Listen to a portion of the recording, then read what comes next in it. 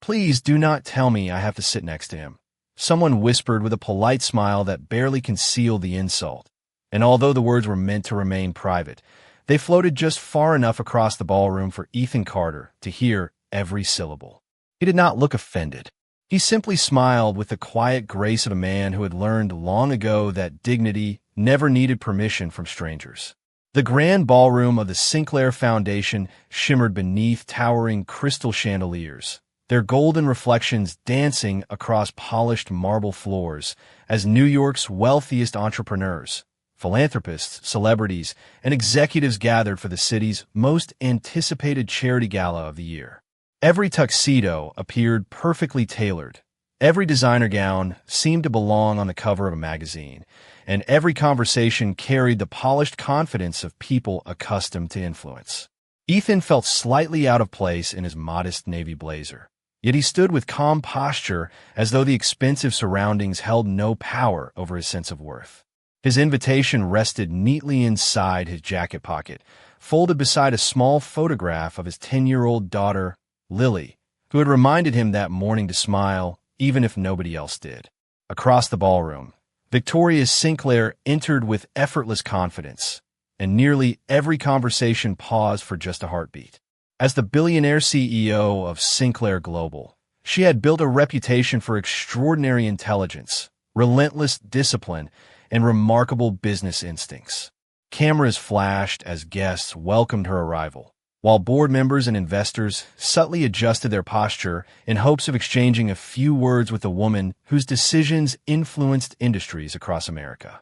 Victoria accepted each greeting with professional courtesy, yet behind her composed expression lived a familiar exhaustion that success alone had never managed to erase. Moments before dinner began, an unexpected change in seating arrangements swept through the event staff. A last-minute cancellation forced organizers to rearrange several tables, and within seconds, Victoria's reserved chair was quietly relocated beside Ethan's. The reaction spread almost instantly. Raised eyebrows, suppressed laughter, curious glances exchanged over champagne glasses. One executive leaned toward another with an amused grin, clearly entertained by what appeared to be an unfortunate joke. The contrast seemed almost theatrical. On one side sat one of America's most influential female executives. On the other sat an ordinary-looking single father whose inexpensive watch and simple clothing seemed completely out of place among billionaires. Victoria noticed the awkward silence before taking her seat, then looked toward Ethan, expecting discomfort, embarrassment, or perhaps resentment. Instead, she found something unexpected. He stood as she approached, gently pulled back her chair with quiet respect, and offered a warm smile that carried neither admiration for her wealth nor insecurity about his own circumstances. "Good evening," he said calmly. "I hope you have a peaceful evening." His voice was steady, sincere, and completely free of pretense. Victoria thanked him almost automatically before sitting down, though something about his quiet confidence lingered in her thoughts. Around them, conversations slowly resumed, but curious eyes continued drifting toward their table. To nearly everyone in the room, Ethan Carter was simply the anonymous guest who somehow ended up sitting beside the billionaire CEO as an accidental punchline. None of them realized they were about to witness a silence far more powerful than laughter. Dinner service began with quiet elegance as uniformed staff moved gracefully between the tables, placing carefully prepared meals before each guest while a string quartet filled the ballroom with gentle classical music. Ethan Carter thanked every server with the same sincere smile, looking each person in the eye as though their work deserved the same respect as anyone else in the room. One young waitress accidentally placed the wrong appetizer in front of him before quickly realizing her mistake. Her face turned pale with embarrassment as she apologized, expecting irritation from yet another important guest. Instead, Ethan simply smiled and slid the plate back toward her. "Please do not worry," he said softly. "Everyone has long days. You're doing a wonderful job."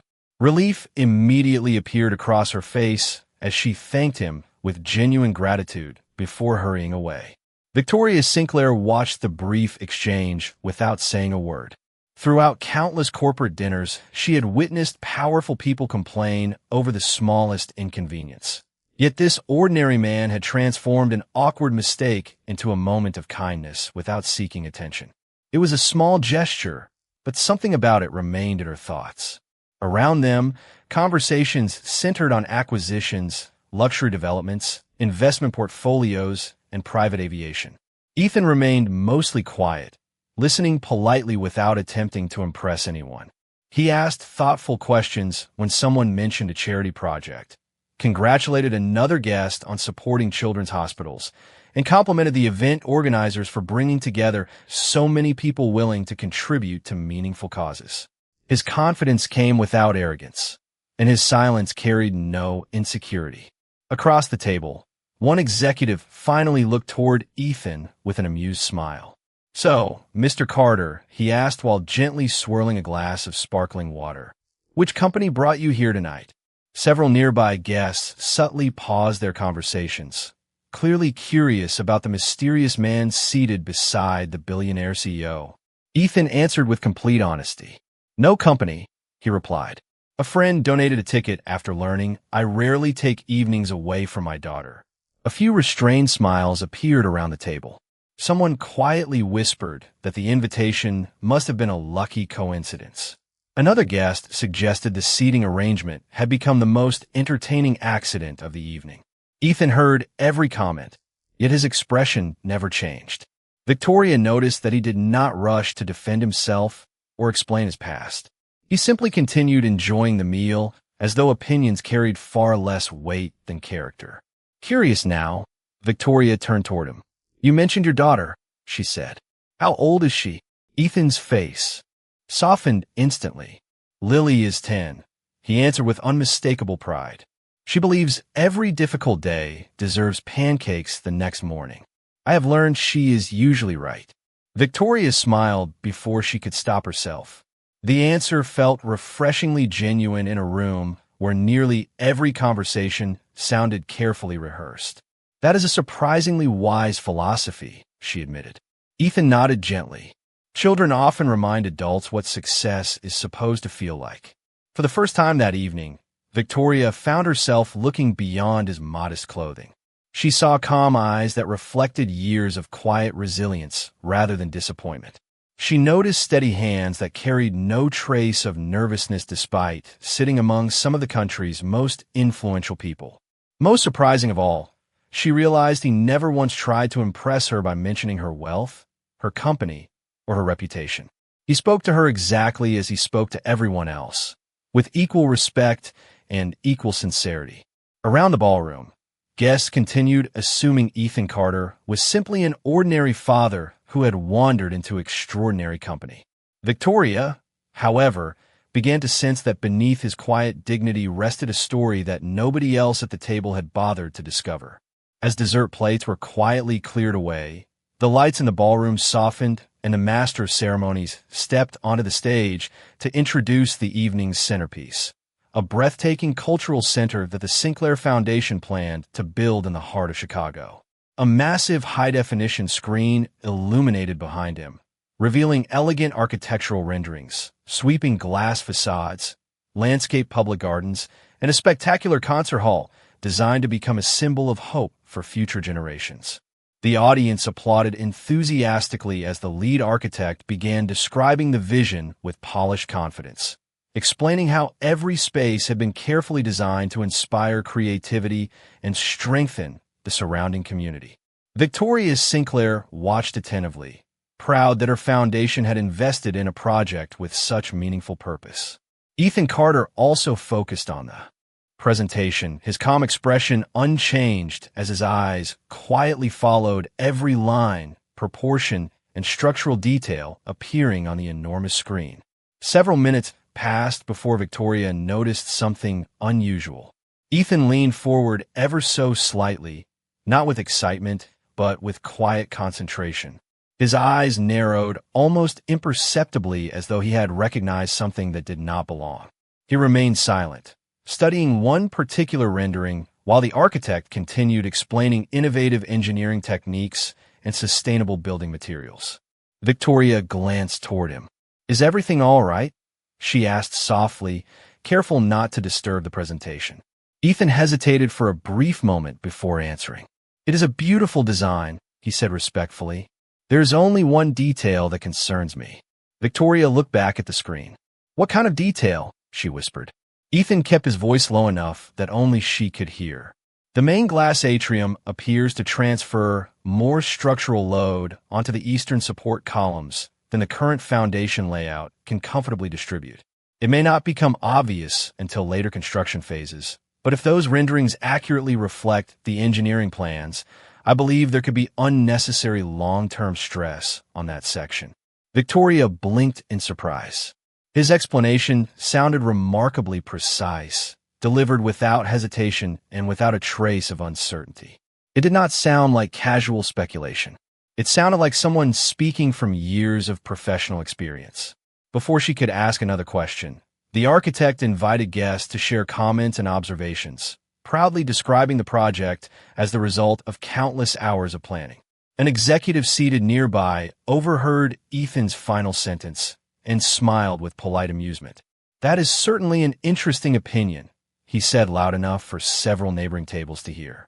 "Architecture has become a favorite hobby for many people these days." A few restrained chuckles followed. Another guest added, "Perhaps next he will redesign the skyline." More quiet laughter spread around the table. Ethan did not react. He simply folded his hands together and looked back toward the presentation with the same composed expression he had maintained throughout the evening. Victoria noticed that he neither defended himself nor withdrew in embarrassment. Instead, he seemed almost reluctant to speak further, as though his concern had never been about proving himself right. It had only been about protecting the success of a project intended to serve others. That quiet restraint unsettled her far more than any confident speech could have. For reasons she could not yet explain, she found herself wondering whether the room had dismissed the wrong man far too quickly. The architect thanked the audience for their enthusiasm before inviting questions from donors and industry leaders who wished to learn more about the project. Several hands immediately rose with inquiries about environmental sustainability, construction timelines, and community partnerships. Each answer was polished and carefully rehearsed, earning appreciative nods from the crowd. Victoria Sinclair remained attentive, but her thoughts repeatedly returned to the quiet observation Ethan Carter had shared only moments earlier. His concern had been expressed without ego, almost reluctantly, as though he would have preferred to remain invisible if the project itself had not mattered so deeply. After another round of applause, Victoria leaned slightly toward him. "If you truly believe there is a structural concern," she said softly, "would you be willing to explain it if someone asked?" Ethan paused before answering. "Only if it helps the building," he replied. "I have no interest in embarrassing anyone." Before Victoria could respond, one of the younger executives who had overheard their earlier conversation smiled confidently and addressed the stage. "Actually," he said with playful confidence, "we have an unexpected architectural critic sitting at our table this evening." Laughter rippled politely through the ballroom as several guests turned toward Ethan. Perhaps he has discovered something the design team missed. More amused smiles appeared around the room. The comment was delivered lightly, yet it carried the unmistakable assumption that Ethan had spoken beyond his expertise. The master of ceremonies glanced toward their table with courteous curiosity. "Well," he said warmly, "fresh perspectives are always welcome. Sir, if you would like to share your observation, we would be happy to hear it." Hundreds of eyes settled upon Ethan. The ballroom grew unusually still. Ethan slowly stood, buttoned his modest navy blazer, and offered a respectful nod toward the architects on stage. First, he began calmly, "I would like to say that this is an inspiring project. The vision deserves admiration." His words immediately lowered the tension. He continued in the same measured tone. "I may certainly be mistaken because I have only seen the presentation renderings, not the complete engineering documents. However, the eastern atrium appears to concentrate structural loads onto a foundation arrangement that may create unnecessary long-term stress under certain conditions. It might be worth asking the engineering team to verify the distribution calculations before construction begins. If I am wrong, then everyone can continue with confidence. If I am correct, the adjustment would likely be far less expensive now than after construction has started. His explanation contained no dramatic language, no attempt to impress, and no criticism of the designers themselves. He simply sat back down as quietly as he had stood. For several seconds, no one spoke. Then, one of the senior architects exchanged uncertain glances with the project's lead structural engineer. Their expressions shifted from polite curiosity to focused concentration. The engineer requested that one of his assistants bring up a more detailed structural rendering that had not been included in the public presentation. The enormous screen changed to reveal a technical foundation diagram. Several engineers quietly gathered near the stage, studying the design while speaking in hushed voices. The cheerful atmosphere inside the ballroom slowly transformed into thoughtful silence. Victoria watched the professionals examining the drawings with increasing intensity, noticing that nobody was laughing anymore. Ethan remained completely composed, his attention fixed on the screen rather than the people watching him. He neither celebrated nor defended himself. He simply waited, as patient as a man who understood that truth never needed to raise its voice in order to be heard. The quiet conversations that had once filled the ballroom faded into complete stillness as the engineering team studied the structural drawings with growing concentration. One senior engineer stepped closer to the enormous screen, carefully comparing the public rendering with the detailed calculations now displayed before the audience. Another engineer opened a digital model on a tablet, while two colleagues exchanged measured observations in voices too soft for anyone else to hear.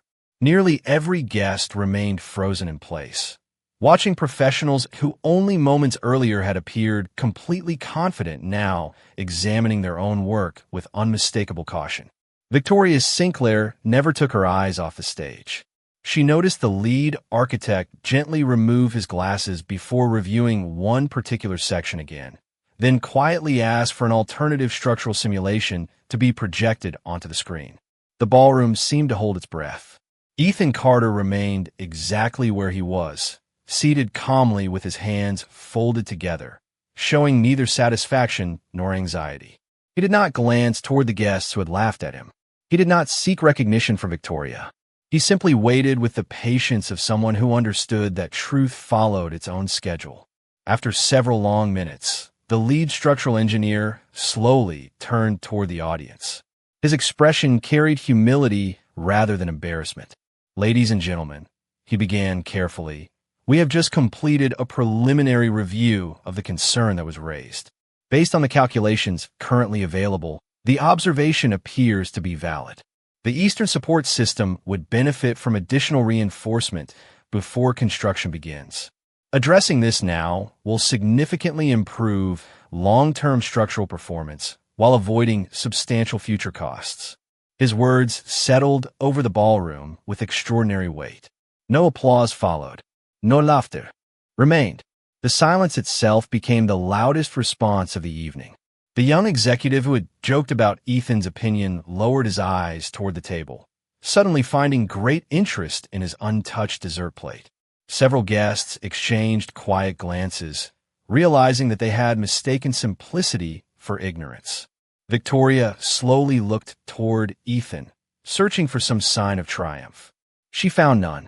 He merely nodded respectfully toward the engineering team, as though grateful the project had become stronger. The lead architect stepped away from the podium and walked directly toward Ethan's table. Every movement drew the attention of the room. Stopping beside him, the architect extended his hand with genuine respect. "Mr. Carter," he said sincerely, "thank you. Your observation may have prevented a very expensive mistake. I appreciate both your expertise and the respectful way you presented it." Ethan stood and accepted the handshake with quiet humility. "I'm simply glad the building will better serve the community," he replied. "That is what matters." His answer surprised everyone even more than his technical knowledge. There was no attempt to mention his own experience, no effort to explain who he had once been, and no desire to enjoy the attention now focused upon him. Victoria felt something shift inside her. Throughout her career, she had met countless brilliant people who desperately wanted recognition. Yet the man standing beside her seemed completely uninterested in proving his value to anyone. His confidence came from somewhere much deeper than professional success. As the architect returned to the stage, Victoria quietly reached for her phone beneath the table. Without drawing attention to herself, she opened a search page and entered two simple words that had suddenly become impossible to ignore: Ethan Carter. She had a feeling the story she was about to uncover would explain far more than an engineering calculation ever could. The applause that eventually filled the ballroom sounded different from the confident applause that had greeted the evening's presentations. It was quieter, more thoughtful, almost as though every guest had been reminded that wisdom did not always arrive wearing an expensive suit. Ethan Carter accepted the appreciation with a simple nod before returning to his seat, and within moments he was once again the calm, unassuming father who seemed far more interested in finishing his glass of water than enjoying unexpected attention. Victoria Sinclair looked down at the search results that had begun appearing on her phone, and with every article she opened, the silence inside her own thoughts grew deeper. Years earlier, Ethan Carter had been celebrated as one of the country's most visionary architects. His designs had appeared in respected industry publications. Universities had invited him to speak about sustainable architecture, and several landmark buildings across the United States carried his unmistakable creative signature. One interview described him as a rising legend whose career seemed destined to shape an entire generation of American design. Then, almost without explanation, his public presence had disappeared. There were no scandals, no professional failures, and no dramatic headlines. His name had simply faded from the spotlight. Victoria continued reading. A later article briefly mentioned that Ethan's wife, Grace, had passed away following a sudden illness. After her death, he quietly withdrew from major projects, declined prestigious partnerships, and stepped away from a career that many believed had only begun reaching its full potential. Another interview quoted a former colleague who said, "He told us buildings could wait, but childhood could not." Victoria slowly lowered her phone. Across the table, Ethan smiled politely as an elderly donor asked about Lily's favorite school subjects. His answer came instantly. "She loves science," he said with unmistakable pride. "She says every question deserves another question." The donor laughed warmly, while Ethan listened with genuine interest to stories about grandchildren and community volunteer work. Nothing about his behavior reflected the extraordinary career she had just discovered. He never mentioned awards, famous buildings, or professional accomplishments. Instead, every conversation somehow returned to family, kindness, education, or helping others. Curious once more, Victoria continued searching. She found records showing that several architectural scholarships had quietly received anonymous donations over the years. Industry insiders had long wondered about the mysterious benefactor because the contributions always arrived without publicity or recognition. One investigative article suggested the anonymous donor was almost certainly Ethan Carter, though he had never confirmed it. Victoria closed the final article and simply looked at him. The room still regarded him with growing admiration, yet he seemed completely unchanged by it. His confidence had never depended on applause, and his humility had never been an act. For years, he had carried remarkable talent without demanding attention, extraordinary success without clinging to status, and profound personal loss without allowing bitterness to define him. As the evening's formal program concluded and guests gradually began leaving their tables, Victoria approached Ethan with a gentle smile that carried none of the distance she had shown earlier. "Mr. Carter," she said sincerely, "if you have a little time after the gala, I would be honored to buy you a cup of coffee. There are a great many things I would like to learn from you." Ethan looked at her with the same calm expression he had worn all evening before offering a quiet smile that reflected grace rather than surprise. "Coffee sounds nice," he replied. "It has been a long day. The rain had already begun by the time Ethan Carter and Victoria Sinclair stepped outside the ballroom, leaving the city wrapped in shimmering reflections as streetlights danced across the wet sidewalks.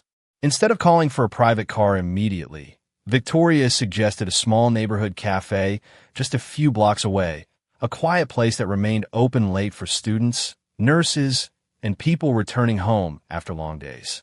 Ethan agreed without hesitation, and the two walked through the cool evening air beneath a single umbrella provided by the hotel concierge. Neither of them hurried. The silence between them felt comfortable rather than awkward, as though the evening had quietly erased the invisible distance that wealth and reputation had placed between them only a few hours earlier. Inside the cafe, warm amber lights reflected against polished wooden tables while the rich aroma of freshly brewed coffee filled the room. A few customers worked quietly on laptops while soft jazz played in the background. They chose a table beside the rain-covered window, and for a few moments neither of them spoke. Victoria gently wrapped both hands around her coffee mug before finally breaking the silence. "I read about your work," she said honestly. "I also read about everything you walked away from." Ethan smiled gently, not with pride, but with peaceful acceptance. "Most articles tell only part of a story," he replied. "Victoria Nadif. Then I would rather hear the rest from you." Ethan looked through the rain toward the city lights before speaking again. "Grace and I always believed success should make life richer, not busier. When she became sick, every deadline suddenly felt unimportant. After she passed away, people expected me to bury myself in work because that is what successful people usually do. Instead, I looked at Lily and realized she had already lost one parent. I did not want her to lose the other to conference rooms and construction sites." Victoria listened without interrupting. His voice carried no regret, only gratitude for the choices he had made. "Did you ever miss designing buildings?" she asked quietly. Ethan laughed softly. "Every week," he admitted. "Sometimes every day. Creating something beautiful that serves people is a wonderful privilege. But childhood does not wait. A building can be completed next year. A daughter only experiences being 10 years old once." Victoria lowered her eyes for a moment. Throughout her career, she had measured success by quarterly reports, expanding markets, and ambitious goals.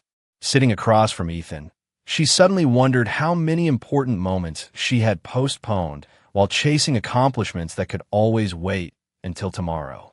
"You know," she said thoughtfully, "people spend years trying to impress me.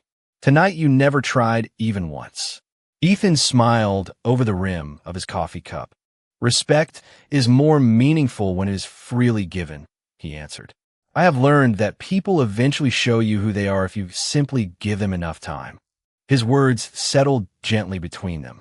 Victoria realized that the greatest lesson she had received all evening had not come from architecture. It had come from a father whose quiet dignity remained untouched by praise, criticism, wealth, or status. As the rain slowly eased outside, she made a silent promise to herself that this conversation would not become just another memorable evening. Some people change a room with power. Others change a life with kindness. Ethan Carter had done both without ever asking anyone to notice. Nearly 1 year passed, and a remarkable evening that had quietly transformed two lives gradually became a memory, carried not through headlines, but through meaningful actions. Ethan Carter returned to his peaceful routine, driving Lily to school each morning, helping with science projects at the kitchen table, coaching her through difficult homework assignments, and filling weekends with simple adventures that required very little money, but created lasting memories. He accepted occasional consulting work in architecture, carefully choosing projects that allowed him to remain present for every important moment in his daughter's life. His calendar was never filled beyond what truly mattered. Victoria Sinclair also changed, though in ways that surprised the people who worked closest to her. Board meetings became shorter, community visits became more frequent, and conversations about quarterly performance slowly made room for discussions about lasting impact. She began spending more time listening than speaking, visiting schools supported by the Sinclair Foundation instead of simply reading financial reports about them. Her executives noticed the difference, but could not explain it. They only knew that their CEO now measured success by the number of lives improved rather than the number of headlines generated. Throughout the year, Victoria and Ethan remained friends. Sometimes they shared coffee after Lily finished school. Other times they exchanged thoughtful messages about architecture, education, or books they believed children should read. Their friendship never demanded attention or public recognition. It grew naturally through mutual respect, quiet conversations, and shared values. One spring morning, Ethan received an elegant invitation from the Sinclair Foundation requesting that he and Lily attend a special community celebration at an elementary school on the outskirts of Chicago. The invitation contained very few details, simply noting that the foundation wished to recognize several students for outstanding perseverance and academic curiosity. Ethan assumed Victoria wanted him there as a supportive guest, so he accepted without hesitation. On the morning of the event, children filled the bright school auditorium with laughter, while colorful artwork decorated every wall. Parents, teachers, volunteers, and community leaders gathered beneath warm sunlight streaming through tall windows, creating an atmosphere filled with hope and joyful anticipation. Lily sat beside her father wearing her favorite blue dress, quietly wondering why Miss Sinclair had smiled so mysteriously when greeting them at the entrance. As the ceremony began, Victoria stepped onto the stage with her usual confidence, but this time her voice carried a warmth that reached every corner of the room. She spoke about the importance of opportunity, kindness, and the extraordinary influence one compassionate adult could have upon a child's future. Then she paused before revealing the final announcement of the morning. Beginning today, she said gently, the Sinclair Foundation will proudly establish the Grace Carter Memorial Scholarship. This scholarship will support young students who demonstrate resilience, generosity, and quiet determination, because true greatness is measured not only by talent, but also by character. Ethan looked toward the stage in complete surprise. His eyes immediately filled with emotion as Grace's name echoed softly throughout the auditorium. Victoria looked directly at him before continuing. This scholarship honors a woman whose love continues to shape, lives through the choices of the family she inspired.